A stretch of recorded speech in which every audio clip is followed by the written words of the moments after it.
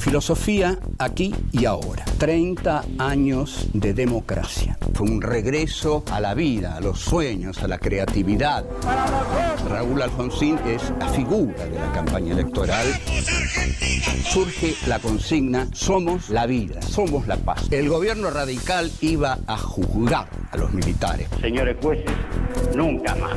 Silencio en la sala. El primer gobernante de la democracia argentina tiene que irse expulsado por un golpe de mercado. Presidente de la nación argentina. Con Menem aparece el Estado neoliberal. Nada de lo que deba ser estatal permanecerá en manos del Estado. Estado mínimo y mercado desregulado. A todos los argentinos. El neoliberalismo está reñido por completo con la democracia. El estallido de la crisis del 2001. He decretado el estado de sitio. Las corporaciones lo que buscan es la vuelta al consenso de Washington.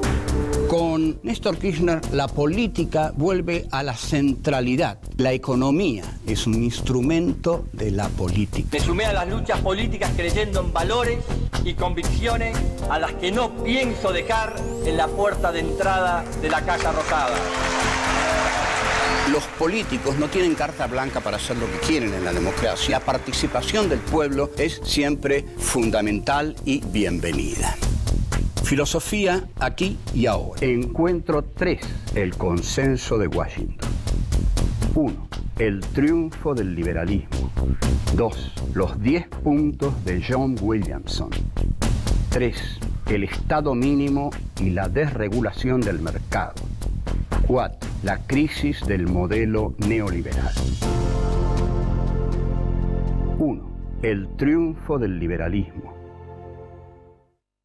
Estamos tratando los 30 años de democracia y en este tratamiento incluimos varios temas esenciales. Uno de los temas fundamentales es el del consenso de Washington, que hoy está en plena discusión porque hay quienes realmente quieren volver a aplicar algunos puntos fundamentales del consenso de Washington, que voy a decir cuáles son en su momento. El consenso de Washington se basa en 10 puntos que dictó el economista John Williamson. Como todos saben, la caída del muro de Berlín se produce en 1989 y ahí el capitalismo norteamericano hegemonizado por Estados Unidos, es decir, el occidente capitalista, triunfa el neoliberalismo. Indudablemente Occidente siente que ha ganado la Guerra Fría, y ha ganado la Guerra Fría. Al ganar la Guerra Fría, la economía de Occidente es la economía liberal. Todo esto se muestra como un gran triunfo de la libertad, como un gran triunfo de la humanidad. Entonces, siempre que un gran poder llega a un momento de la historia en que se consolida, en que derrota a su adversario, declara por terminada la historia. Esto ya lo hizo Hegel en 1831, se lo hizo para Federico de Prusia, la monarquía prusiana. Hegel dijo: la historia ha terminado. Le convenía decir esto porque dijo: la historia termina en mi filosofía. Hegel no era modesto ni tenía por qué serlo. Ahora bien, Fukuyama es el que dice: ha terminado la historia con la caída del muro y el neoliberalismo. Ahora, ocurre algo muy particular. No puede terminar la historia para Estados Unidos, porque Estados Unidos, y sobre todo Estados Unidos y la fuerza más poderosa que tiene, el complejo militar industrial, necesita hipótesis constantes de conflictos. Entonces, desde 1941 que Estados Unidos no declara una guerra, entonces no las declara, pero las necesita. Como las necesita tanto, ya no las declara. Porque para mantener un complejo militar como ese, es necesario guerras e hipótesis de conflicto constante. Dwight Eisenhower, que fue presidente de los Estados Unidos, cuando se retira de la presidencia, da un discurso memorable en 1961, en el que advierte que el desarrollo del complejo militar industrial, que el desarrollo de la economía basada únicamente en la industria de armamentos es anómalo, es decir, no es normal ni es sano. Eisenhower dice que la industria militar no puede ser el eje de la economía. Eisenhower advierte y dice algo muy sensato, que es que, lo dijimos, pero lo repetimos brevemente, que el complejo militar industrial podrá dar seguridad, pero que la seguridad siempre viene cobrándose la libertad de los ciudadanos. Entonces, aquí tenemos. Fukuyama dice que la historia terminó, pero el complejo militar industrial necesita que continúen existiendo las hipótesis de conflicto, o sea, las guerras. Aparece entonces el señor Huntington, que escribe un libro que se llama El choque de civilizaciones, en el cual Huntington demuestra que el nuevo y gran enemigo de Estados Unidos es el Islam. El Islam, así, a secas, el Islam. Todo esto contribuye a disparar la guerra del Golfo y luego la de Afganistán, etc. Ahora, tengamos en cuenta que lo que hace despegar la guerra de Afganistán, la invasión a Irak, es el atentado a las Torres Gemelas. Ahora, ¿qué hace Estados Unidos con América Latina? Que es siempre lo que ellos llaman su patio trasero. Gracias, muy amable.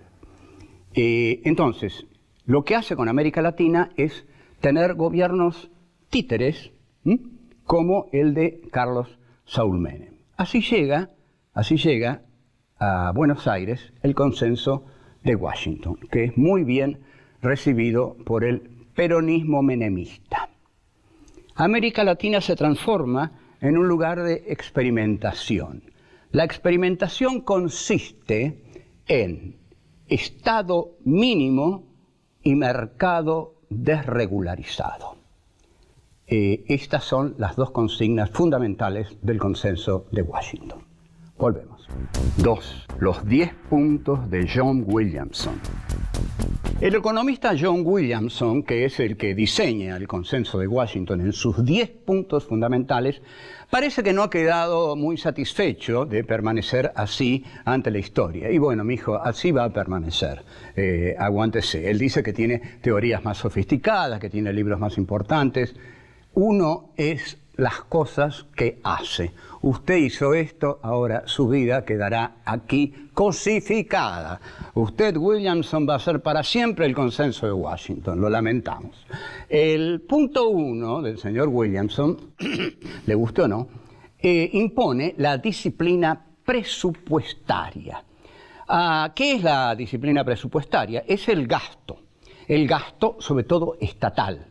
Entonces, el Estado debe reducir todos sus gastos, con lo cual el Estado debe reducirse, debe llegar a ser un Estado mínimo. Como lógica conclusión o resultado de los 10 puntos de Williamson, aparece una metáfora que el gobierno de Menem se encarga de impulsar y los economistas que están a su alrededor, Cavallo, Alzogaray un poquito más atrás, pero fundamentalmente Domingo Cavallo, que es un agente de los capitales internacionales, comienzan a hablar de la metáfora del derrame. Empiezan a hablar del derrame. ¿Qué es el derrame? El derrame es que cuando la copa, ¿no? Identifican al país con una copa. Que cuando la copa se llene, es decir, cuando los poderosos queden saciados, la copa se va a derramar. Y cuando se derrame, de ese derrame podrán beber los pobres, la clase media pobre, los desdichados, los que no tienen trabajo, los que el Estado ha dejado a un costado, digamos. Es una teoría que económicamente se expresa así. Primero hay que regular la macroeconomía. Una vez que la macroeconomía esté bien regulada, se podrá ir a la microeconomía, que es la de la gente. La gente, sencillamente, la microeconomía y el mercado interno somos nosotros. Cuando los poderosos toman el poder, para ellos lo principal es la macroeconomía y los mercados externos, o la inversión de capitales externos, que no tiene nada que ver con nosotros, sino que tiene que ver con los poderosos.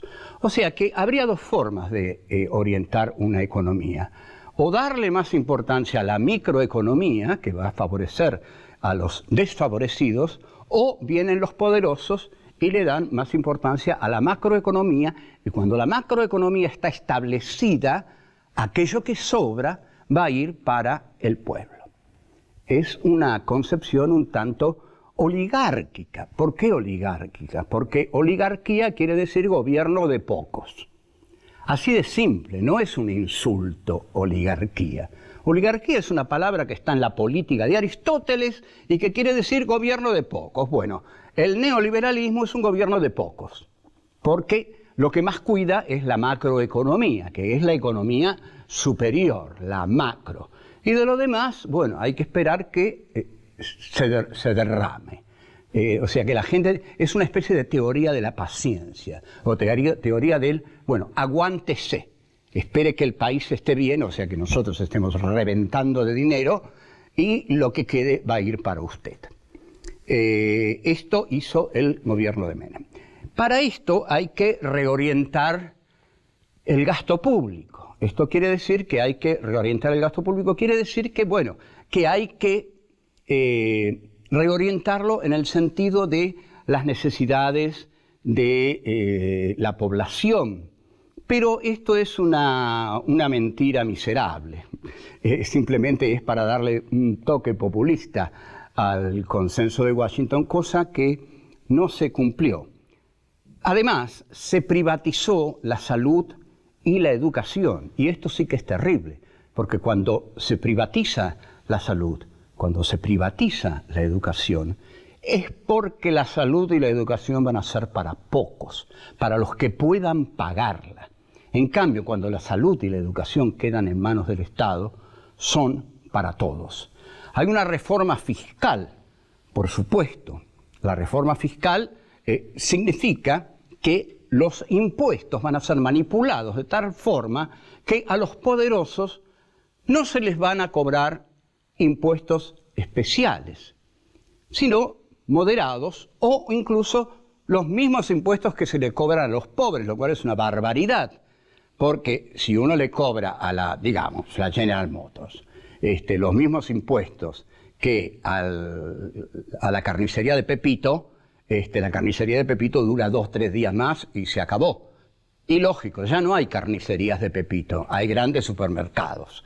Todo eso murió, todo eso lo mató el neoliberalismo. Luego, el concepto de redistribución, dice este señor John Williamson, que debe ser paralelo al ingreso. Entonces, el dinero se termina redistribuyendo entre los grandes capitalistas, con lo cual los grandes capitalistas siguen teniendo muchísimo dinero para hacer sus grandes negocios y los pobres no pueden mostrar ingresos importantes, casi no pueden mostrar ingresos. En consecuencia, son abandonados a su suerte, que es muy triste. Volvemos. 3. El Estado mínimo y la desregulación del mercado. El cuarto punto es el de la desregulación financiera. El quinto es el tipo de cambio competitivo y libre. Y el sexto es comercio libre entre naciones. Brevemente, la desregulación financiera implica que el acceso a la financiación es igual para todos. Mientras que en el estado de bienestar hay siempre una preferencia del crédito encauzado hacia las pequeñas y medianas empresas que tienen que competir con los monopolios. Las tasas de interés reguladas por el mercado, ya sabemos que el mercado queda en manos de las grandes empresas, o sea que las grandes empresas imponen las tasas y ahí aparece un nuevo protagonista que viene de la mano del Consenso de Washington, que son las malditas, siniestras, calificadoras de riesgo. Las calificadoras de riesgo son chantajes que el capital concentrado imperial le hace a los países. Nosotros les vamos a poner una alta tasa de riesgo para que invertir en el país de ustedes exija de parte de ustedes entregar un interés muy alto. Cuanto más riesgo tenga un país, si yo pongo dinero en ese país, más interés me tienen que pagar. Entonces, estos señores de las calificadoras de riesgo se mueven en Wall Street. Son cucarachas de Wall Street. Son las que decía Pugliese que no tenían corazón, tienen una billetera, efectivamente. Vean la película de Oliver Stone, Wall Street, donde está muy bien diseñado el personaje de Gordon Gekko, que lo hace Michael Douglas, que es ideal para ser un personaje desagradable, aunque me han dicho que hace un liberace notable en su nueva película. Y el tipo de cambio competitivo y libre, por supuesto, el cambio termina siendo dominado por las grandes empresas, por los grandes productores. Los puntos que diseña Williamson son siempre para justificar que esto es la libertad. Entonces, el tipo de cambio tiene que ser libre. Cuando es libre, favorece a los más grandes. El comercio tiene que ser libre entre las naciones. Todos sabemos que hay naciones poderosas y naciones no poderosas. Y la apertura libre a las inversiones extranjeras implica abrir el país al dinero extranjero que viene aquí a hacer su gran fiesta porque el Estado le paga intereses fabulosos. Todo lo que hemos visto, privatización de empresas públicas, implica que las empresas públicas se venden, se malvenden y ese dinero va a la corrupción menemista. Los mercados se desregulan, son libres, tal como el poder lo quiere, y el poder pide seguridad en los derechos de propiedad. Esto es muy notable porque piden libertad para el capital, que el capital entre donde quiera y entra al país y se compra lo que quiera, pero a la vez quiere que figure claramente que el Estado no puede intervenir en la economía. Entonces, el Estado queda fuera de las decisiones económicas que quedan en manos de los banqueros de aquí y de los organismos internacionales. Se produce así una desnacionalización de la economía y hasta diría una extranjerización de la economía que queda en manos del Fondo Monetario, del Banco Mundial y de las calificadoras de riesgo. Con esas tres herramientas se tiene el dominio del país y si se cuenta con un Estado adicto y con una población de ese Estado que acepta este estado de cosas, esta situación de cosas, bueno, la fiesta menemista se explica desde ahí.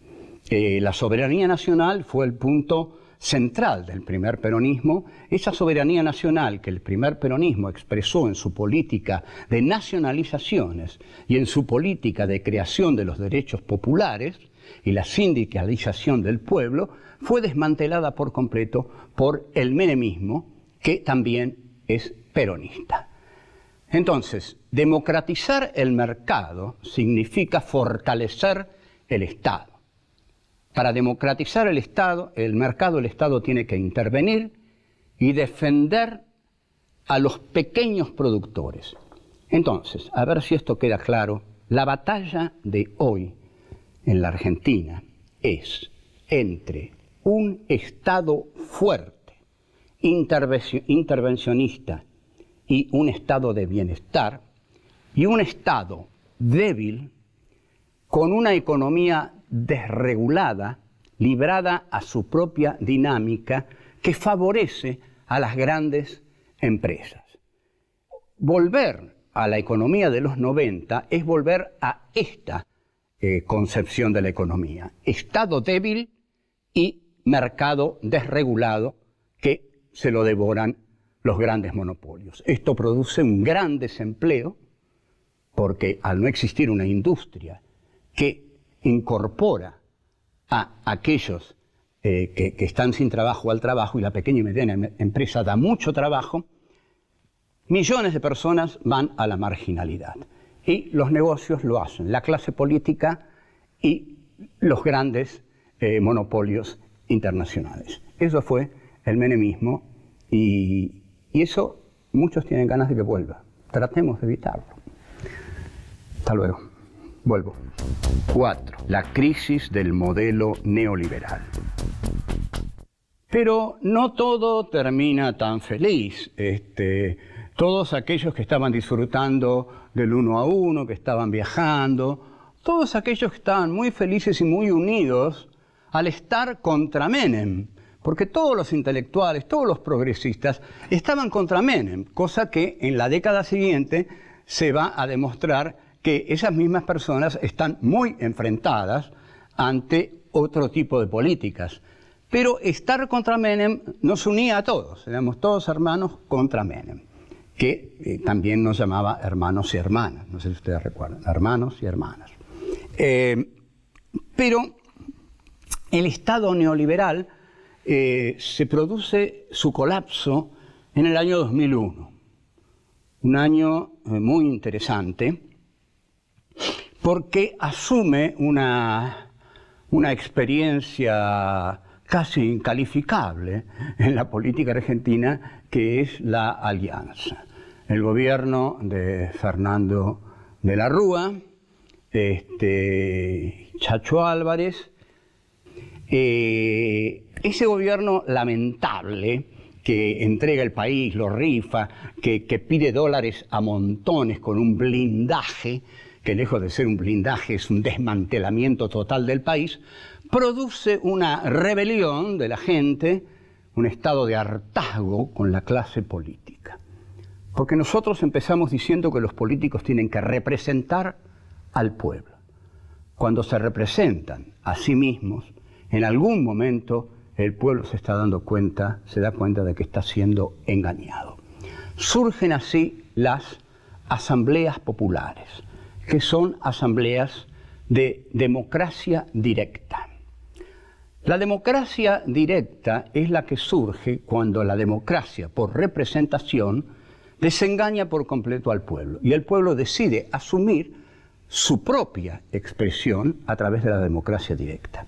En la democracia directa tiene mucha importancia un concepto de Deleuze y Guattari, de un libro que se llama 1000 mesetas, que es una figura tomada de la botánica, que es el rizoma. El rizoma es una figura horizontal, que cada bulbo tiene su centro en sí mismo y se conecta con el otro. Entonces, esta idea de la democracia rizomática es la idea de una democracia horizontalista en la cual cada uno de sus integrantes tiene el poder en sí mismo. Y esto, Deleuze y Guattari lo oponen al esquema arborescente. El árbol hunde sus raíces en la tierra y se eleva hacia arriba, ejerciendo un verticalismo, ejerciendo una autoridad dentro del grupo rizomático. Entonces, la democracia directa enfrenta un problema bastante insoluble, que es cómo se conduce a una masa horizontalista en la cual cada uno vale lo mismo que el otro. No se la conduce, no hay conducción. Entonces, esta falta de posibilidad de conducción reclama nuevamente al esquema arborescente, que en política sería el del conductor, el del líder, el de aquel que es proclamado como el político que va a conducir al conjunto. La crisis del 2001, la consigna que tiene es una consigna que une a los sectores populares y a la clase media. Piquetes y cacerolas, la lucha es una sola.